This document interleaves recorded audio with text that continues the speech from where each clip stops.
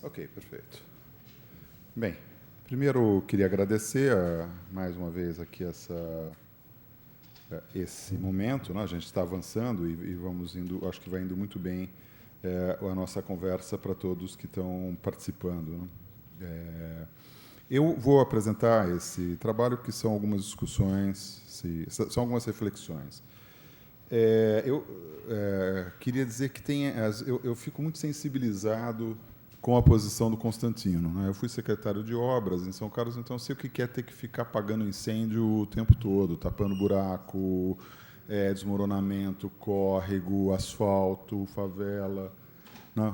Uns caras do meio ambiente que não deixam você arrumar o córrego. Difícil, né? Você tem uma vida prática de dia a dia que você fica completamente... e depois de um mês de governo, eu cheguei à seguinte conclusão, assim, que se eu ficasse priorizando isso, eu ia fazer isso por 4 anos. Eu não ia sair do curto prazo. E o que eu tinha que conseguir era priorizar o médio e o longo prazo. E pôr gente para resolver essas coisas mais imediatas, que elas não iam ser resolvidas, elas iam continuando sendo problemas e não tem muita solução. Então, desde então, eu passei a desenvolver um certo vício, não tanto profissional, mas uma certa vontade de olhar para frente daqui 3, 4 anos, o que eu posso começar a fazer hoje, porque para daqui 3, 4 anos essas coisas estarem numa outra situação. E acho que a gente conseguiu fazer algumas coisas interessantes lá em São Carlos.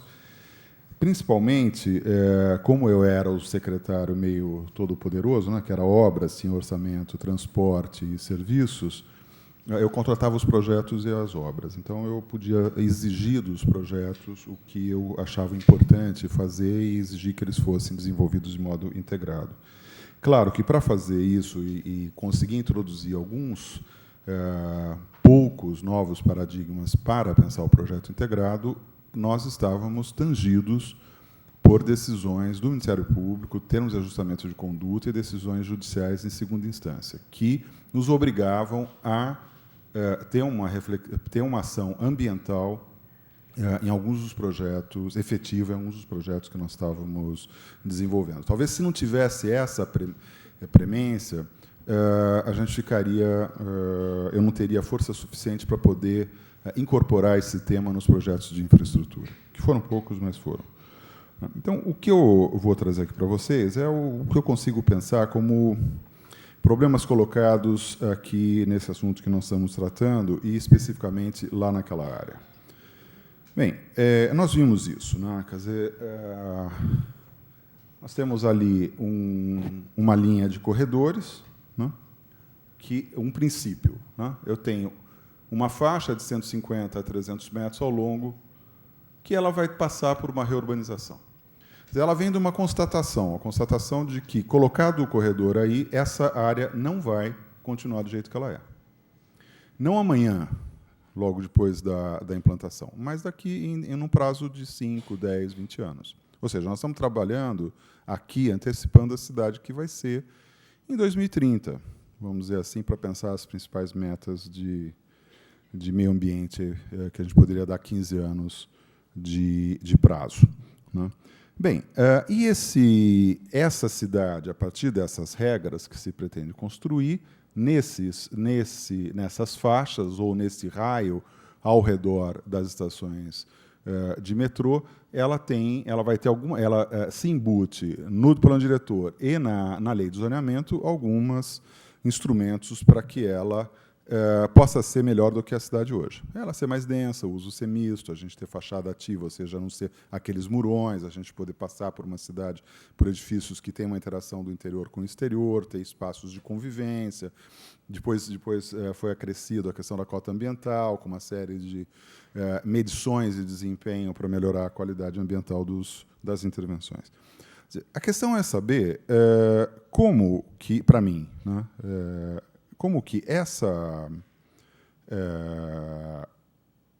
vamos dizer, esse receituário, esse material, né, esses instrumentos, essa toolkit, pode ser aplicada aqui, nessa área, que é a nossa área onde está passando o corredor. Já passou várias vezes essa imagem, né? Então, está aqui, tem uma desapropriação enorme, ele é um corredor que vai de um lado, às vezes passa para o outro. E vamos pensar um pouco sobre como é que vai se dar esse processo, né? Primeiro, a gente tem lá uma ruazinha bem estreita, que é a Dom João Nery, eu, para simplificar, estou fazendo ela horizontal, e tem um volume baixo, no máximo 2, às vezes uma coisa de casinha de 3 andares, em geral autoconstruída, conforme a gente vai indo para sul, para sul, né? E essa área, ela vai ser, ali vai ser construído esse corredor de ônibus aqui. Bem, esse é o grande, né? Aquele que o Fernando mostrou agora há pouco, né, que tem dois ônibus, né, para ultrapassagem, tem um abrigo no meio generoso. Enfim, isso daí dá algo da ordem de 40 e poucos metros, 43,50 metros de testada a testada. Okay? Ou seja, dentro dessa testada vai ser desapropriada, né? Então, temos aqui, né, uma parte grande de desapropriação que vai ser colocada, e isso vai virar algo verticalizado aqui, né? Ela vai, vamos dizer, essa área, né, aqui amarela, é a área que faz parte da operação urbana, faz parte da do adensamento dessa ocupação, né, prevista, e ela vai acontecer, em geral, por um processo de mercado. Ou seja, a gente dá regras para o mercado e os investidores fazem investimentos imobiliários ali com esse perfil. Não há, a princípio, um compromisso de que quem trabalhava ali, tinha um comércio ali, seja incorporado nessa nova construção, né? Também a relação da nova construção com o corredor, não é brincadeira. A gente tem um corredor de 40 metros de largura. Bem, as possibilidades dessa forma de adensamento, ela foi muito bem e vem sendo explorada em alguns momentos muito especiais, como o concurso dos ensaios urbanos, onde equipes do Brasil inteiro fizeram propostas de como deveriam ser as regras para a construção nessas áreas dos eixos de estruturação urbana. Isso aconteceu no final de 2013, se não me engano. Depois teve ainda o concurso Ateliê Ensaios Urbanos, que nós participamos, acho que vocês também participaram aqui, também desenvolvendo ainda mais esse assunto. O problema é o tempo disso, né? A princípio, parece que aquela cidade, do jeito que ela vai ficar ali, vai ser boa, né? No entanto, o tempo, essa conta nós fizemos lá no momento intermediário do Ensaios Urbanos, e a gente estava fazendo isso em março de 2014. O plano diretor seria implantado, seria aprovado no meio de 2014, como foi. A construção dos corredores de ônibus estavam previstas para serem realizadas entre 2015 e 2016, que seria exatamente o tempo durante o qual se poderia fazer o plano diretor regional. Esse que o Constantino está preocupado agora, justamente. E um outro instrumento que seria bem interessante, né, seria o da áreas de estruturação local, a AEL, que é um instrumento de planejamento mais particularizado por bacias hidrográficas, né, que acho que é uma questão que a gente tem que começar a utilizar, porque aqui a gente separa o assunto bacia hidrográfica do assunto mobilidade urbana. Cada um pensa de um jeito. Bem, o problema é que, enquanto nós estamos fazendo o planejamento, se tudo tivesse corrido bem, não correu, o plano diretor já estaria funcionando, já estaria construído. Ou seja, o plano diretor era um dado, o corredor era um dado, né, inexorável. Bem, e aí a gente poderia pensar isso melhor no tempo, que a gente tem as desapropriações, elas envolvem remoções de comércio, de moradores, que não necessariamente são os proprietários, né? São comércios dos mais diferentes portes, né? Desde aquele que é de subsistência, que é de complementação de renda no final de semana, vocês vão ver isso lá na visita, até aqueles que são, nos lugares de fluxo mais intenso, são comércios de maior qualidade. Ou seja, tem uma duração da intervenção, tem uma duração da transformação urbana associada a essa intervenção, né? Ou seja, eu estou trabalhando com temporalidades diversas até eu chegar, né, na minha situação ideal, que é a cidade pronta. O problema é que a cidade não está nunca pronta, né? Porque quando a gente chegar aqui daqui 10 anos, já vai falar que isso aí está tudo errado. Vocês já viram o Alexandre hoje de manhã chutando o balde, dizendo que essa estrutura não funciona. Mas até o ano passado a gente achava que funcionava. Então a gente não consegue mudar a rota do transatlântico no meio do caminho, né? O Marcelo Montanha, que vai falar em seguida, vai falar sobre isso aqui, ó. Eu não vou falar, porque isso aqui é algo que apareceu do pessoal dele. Esse workshop, o Ensaios Urbanos, teve a participação decisiva, uma contribuição importantíssima, porque eu aprendi a possibilidade, uma outra potencialidade de trabalho em conjunto com o pessoal da engenharia ambiental, que são meus vizinhos lá em São Carlos, né, que é pensar uma rede de impactos, ou seja, como que o impacto se distribui, as ações do impacto se distribuem no tempo e o que isso corresponde a diferentes projetos e qual a ordem no tempo desses diferentes projetos, né? O Montanha vai falar sobre isso. Depois ele vai chegar nisso, mas a gente imagina, então, que tem um problema de o que fazer com o impacto da drenagem, porque você vai permeabilizar uma área muito grande, isso vai aumentar as enchentes, você tem um impacto da redução de áreas verdes, se é que elas existem, ou a criação de áreas verdes, não sei. Tem um problema de um plano de desenvolvimento local, porque você tem muitas pessoas que complementam sua renda com essas atividades locais. Enfim, essa é uma questão chave para ser pensada como um programa para esse planejamento. E que não é um planejamento simplesmente um planejamento de um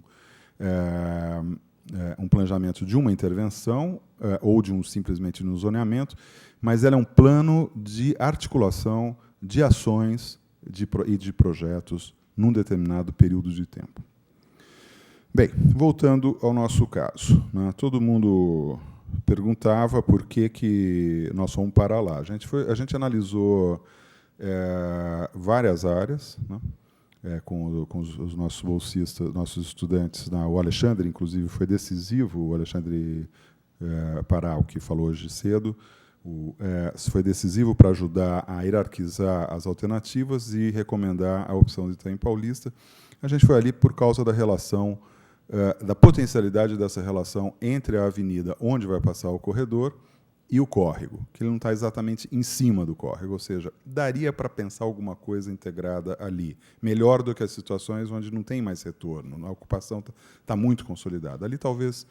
Então foi um pouco por isso, mas a gente foi quase que por uma situação de geomorfologia e de morfologia urbana que a gente escolheu lá, do que por outro motivo qualquer. A gente podia ter escolhido qualquer bacia hidrográfica da cidade.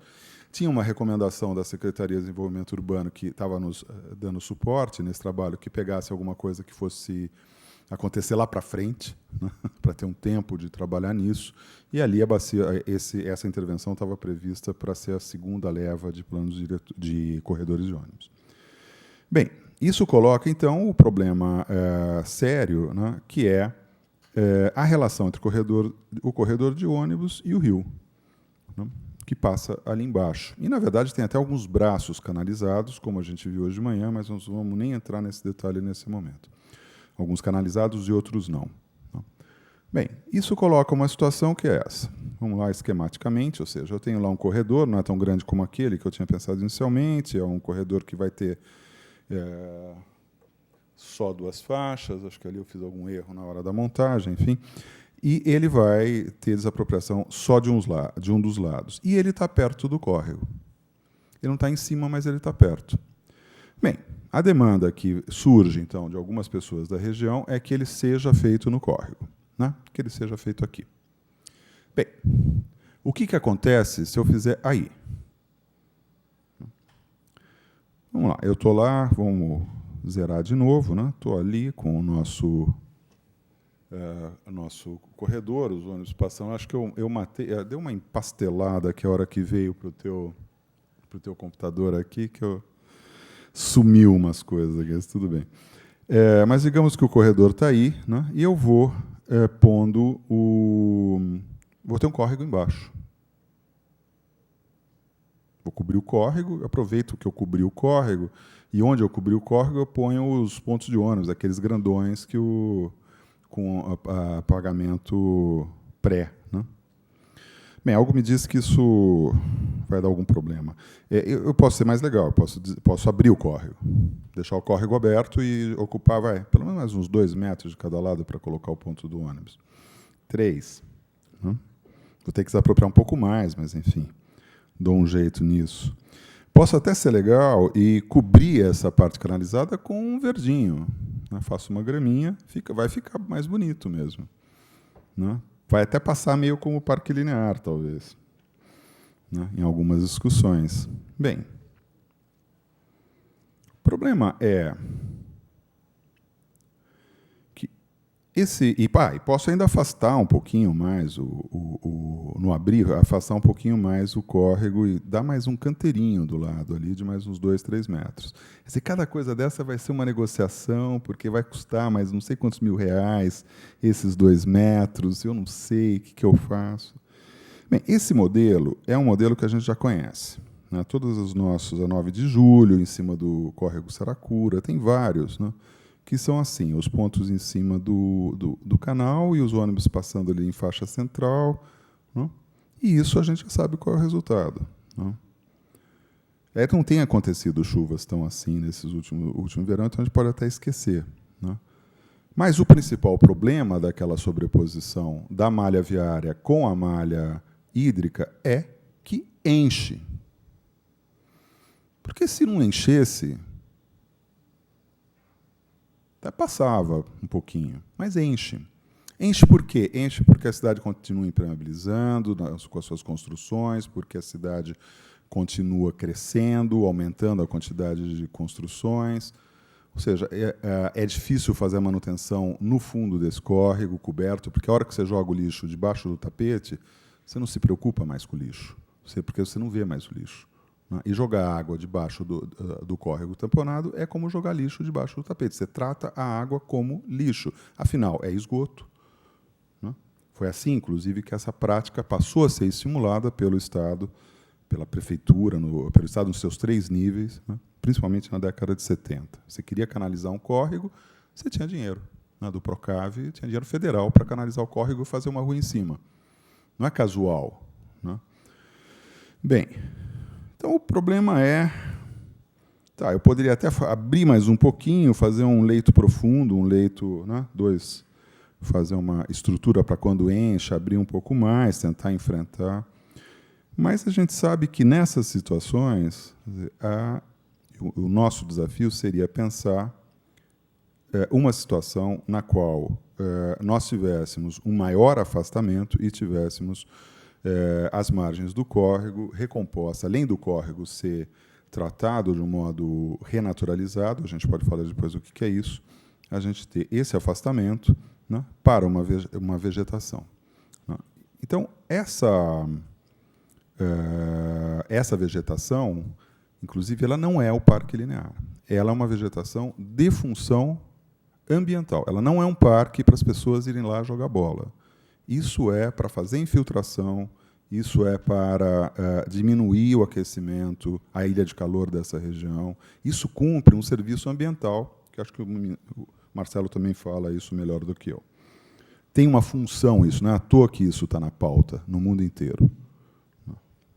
E tem a função de, quem sabe, nos ajudar a ter uma reserva de água para o futuro. Bem, a questão é que talvez essa situação ela exija uma desapropriação muito grande, né? Que seja exagerada. Vamos pensar a alternativa em cima. Né? E aí, aproveitando que a gente tem de 150 a 300 metros de cada lado do corredor para fazer a operação de adensamento, né? Eu poderia pensar que todas as atividades que estão aí nesse espaço entre o corredor e o córrego, elas poderiam ser concentradas nessa verticalização. Portanto, eu poderia ganhar uma área de margem do córrego, né, para, junto com o processo de adensamento dessa área que é chamada eixos de estruturação da transformação urbana, que passa para 4, coeficiente 4, seguindo as novas diretrizes da lei de zoneamento. Bem, eu acho que isso abre um campo de possibilidades, desafios e tem seus limites. O principal limite é que isso aí não é um projeto que você senta lá, desenha e faz o córrego inteiro e o corredor em 2 anos a obra está pronta. Você bota o pessoal ali em acampamento, em 2 anos a obra está pronta. Não vai acontecer isso. Isso é um processo longo, não vamos falar quanto. Ainda que, se a gente analisar o mapa do zoneamento, quer dizer, o que é ZEIS e o que é eixo de estruturação da transformação urbana, quer dizer, a ZEIS é esse verdinho, são diferentes ZEIS, vamos entender assim.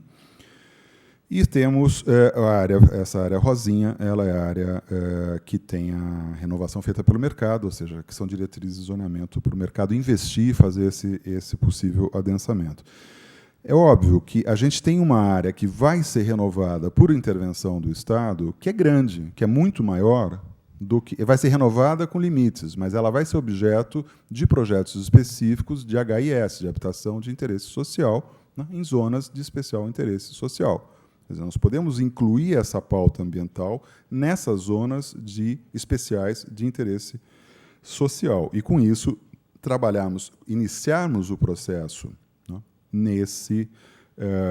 nessa área, nessas áreas que seriam frutos de ação do poder público, e enquanto estabeleceríamos uma alternativa para essas áreas que vão passar por renovação do mercado, diretrizes para que elas seguissem, que elas incorporassem essas diretrizes. É possível?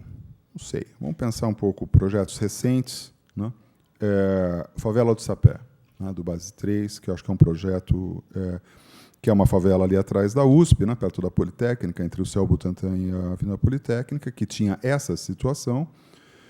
E o projeto pensou integradamente a remoção nas áreas de risco, a abertura de espaços verdes e o assentamento dessas pessoas na mesma favela, resultando num conjunto bastante interessante, ainda que, ao longo do desenvolvimento do projeto, essas áreas de recuperação, essas áreas verdes ao longo do córrego, foram sendo reduzidas, até praticamente desaparecerem na obra concluída. Por que é possível que, nos dias de hoje, a gente ainda faça uma coisa dessa? A gente faz o projeto integrado e não consegue implantar esse projeto. Porque a gente pensa ambiente e urbano de modo estanque, aqui no Brasil. Fora do Brasil, não, mas aqui no Brasil, sim.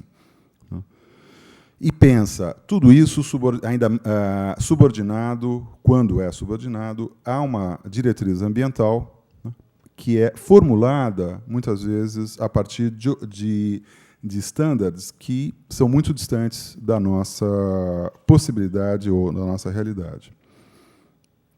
Sem criticar os ambientalistas, por favor. Em São Carlos, para concluir, nós tivemos uma experiência que, para mim, foi muito interessante, que era, nós fomos condenados a não construir o sistema viário, a suspender a construção do sistema viário nas áreas APP urbana, ou seja, nos 30 metros em área urbana, nos 30 metros do córrego. A gente foi condenado por uma ação que quando nós entramos na prefeitura, um grupo que moveu a ação, a Associação de Proteção Ambiental de São Carlos, moveu 5 anos antes, e quando a gente virou prefeitura, eles também, fomos condenados. O efeito bumerangue. Ser condenado por uma ação que nós mesmos movemos. Então, nós tivemos que pensar uma alternativa, não dava para recorrer, a gente tinha que pensar uma alternativa de como lidar com isso. Então, isso aqui é um desenho do meu amigo, que era secretário de Desenvolvimento Urbano, o que seria aplicar as APPs na cidade inteira. E aqui já são desenhos meus, feitos naquela época, de pensar bem, mas como é que eu ponho essa APP, esse verde, dentro da cidade? Qual a relação entre o tecido urbano chegando nessa área verde? Eu não vou simplesmente ir lá e achar o córrego ali do jeito que ele era, e todo o regime urbano é diferente. Enfim, não é um processo. É uma questão do córrego com o desenho urbano circundante. Né? Nós tivemos a oportunidade de trabalhar e aprovar alguns projetos de revisão desse sistema viário e ainda construir durante as duas gestões que eu participei e a seguinte, que eu já não estava mais lá, mas seguiu a mesma diretriz. Né? Então, aqui são negociações com o Ministério Público de construção, deslocamento do viário para fora da área de preservação permanente, com algumas áreas que tinham que invadir porque não tinha jeito, porque a ocupação estava consolidada, a gente não conseguia entrar. Né? Então, um pouco aqui, quer dizer, aqui é a linha de APP, né?